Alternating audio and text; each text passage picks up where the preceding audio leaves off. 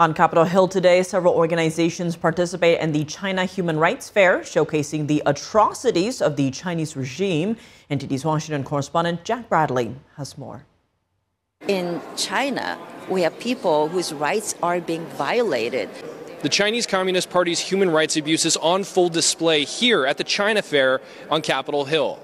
Now, many people sharing their personal experiences about what it's like to suffer the atrocities under the Chinese Communist Party. Let's take a look. My parents, both of them, has been arrested and detained to the sentenced to many times to the jail. Lydia Wang is a practitioner of Falun Dafa, also known as Falun Gong, a spiritual meditation based on truthfulness, compassion, and tolerance. It was introduced to the public in 1992, but in 1999, the CCP launched a brutal persecution against the practice due to its popularity and moral teachings.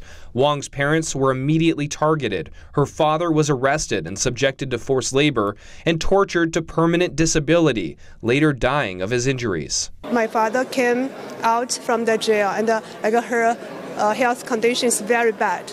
And soon after, my father passed away. Her mother was arrested for the 11th time in 2022, all because she was passing out information flyers about Falun Dafa. She's currently serving a 4-year prison sentence. Falun Gong practitioners who I have known for a very long time simply for exercising their religious freedom.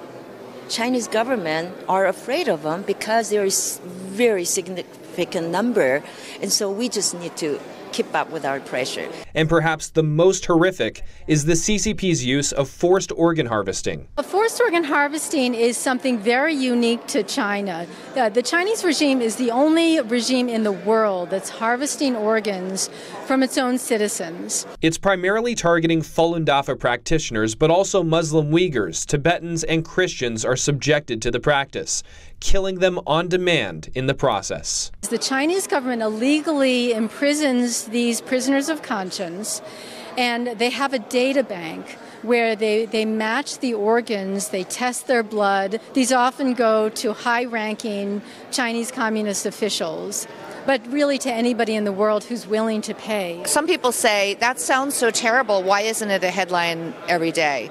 Against the backdrop of Chinese government propaganda, quite literally billions of dollars spent putting out news in every language as well. One of the many bills to address this is the Falun Gong Protection Act. It passed the House earlier this year and is awaiting a vote in the Senate. One central message that we're hearing here at the China Fair is that it doesn't stop here. There needs to be more action taken from Congress to address these human rights abuses still happening in China today. Reporting from Capitol Hill, Jack Bradley, NTD News.